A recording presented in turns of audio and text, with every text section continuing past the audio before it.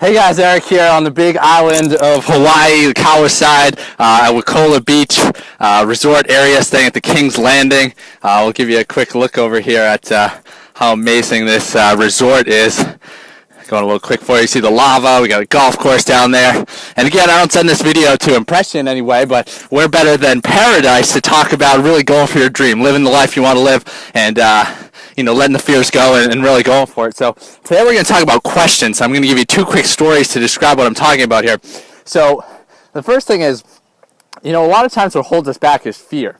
And what happens is, subconsciously we end up holding on to certain questions. Well, why I can't do this? Why can't I do this? What's wrong with me? All this stuff. But I've found out a little formula of when I've actually gone for things and not held back no matter what. And I'd love to share that with you. So when I was working for that sales and marketing company, and then also with my running, you see I'm sweating like crazy out on my morning run, doing sunrise runs here in Hawaii.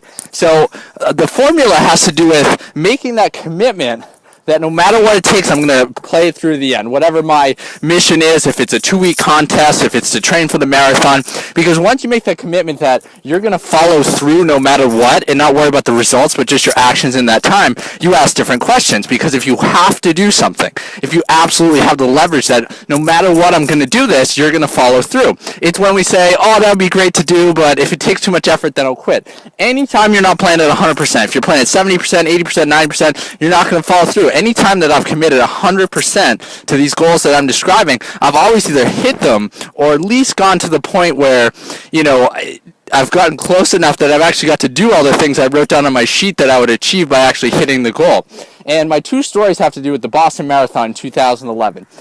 For me, what it was that I actually, trained for that, but a week before I was told that it was going to be 92 degrees out when we actually started the marathon. And my training, the 3 weeks before when I did my training 21 miles, it was 55 degrees and cloudy, which is absolutely perfect for running a marathon. Like, you could not have better weather. 92 degrees and completely sunny, excuse me for that, and completely sunny is not ideal weather. And then on top of that, I have a swollen ankle. My aunt calls and says, I'm helping out at the race, but 15% of people dropped out already. Do you want to do it? I said, absolutely. My Nana calls and says the same thing. And I said, in that moment when I made those decisions to say I'm going to do it, I said, if at any point I play at 80 or 90%, not only am I not going to finish, but I'm going to get sick. So I have to make this commitment at this moment. No matter what happens for the next week, I am going to do it. And because I made that commitment, I asked questions. I said, all right, well, if I'm going to finish, how am I going to do it? So I asked people, how much water do you drink? It's 92 degrees out. Someone said you have to drink a Gatorade and a water every mile. And whether that was right or wrong, they had run a bunch of marathons before, so I'm going to believe them. Excuse me again. So can you get what I'm talking about? You ask yourself the right questions when you're committed to the process and committed to seeing it all the way through regardless of the results. And you know what? Most people don't go for it because they're afraid that they'll fall short. And you know what happens?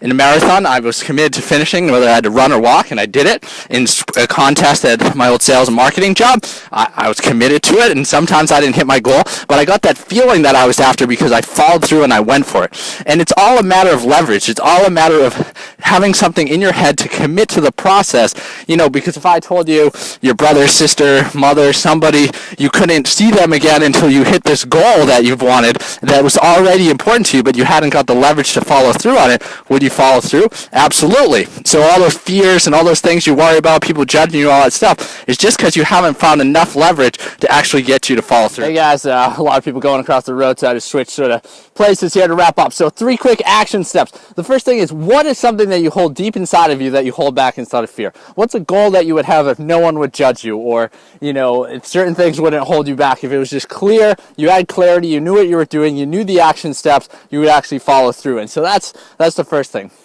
The second thing is, what is your mission in life? Remember, if you've been watching these videos with me, what I first was describing as a goal. Now, what's your mission? Because if you have a mission that you know serves other people just as much, if not more, than it serves you, and you 100% to live your life that way. That's why I'm doing these videos on my honeymoon. It's like, aren't you off from work? It's like, I know this sounds weird, but I don't work. I mean, my mission is to help people build their beliefs so that they can live the life that they want. You don't take a break when you're on vacation. Yeah, I'm going to relax, sit by the pool, do fun activities with my wife life now and all that stuff. But to shoot a quick 5-minute video to help out people, you don't take a break from your mission. Sometimes you take a break from your goals, but not from your mission. So what is your mission? And then the third thing is, who can you go out and help today? Whether you actually commit to your absolute goal and mission today, just how can you help other people? How can you be there for them? There are definitely people that need your help, and that's why you're here. So go out there, help somebody today, be the best you could be, live the movie, and have a wonderful day. I'll check in with you later on in the week here in Hawaii. Again, I'm coming to you from paradise because we all have a paradise. We all have somewhere we want to be,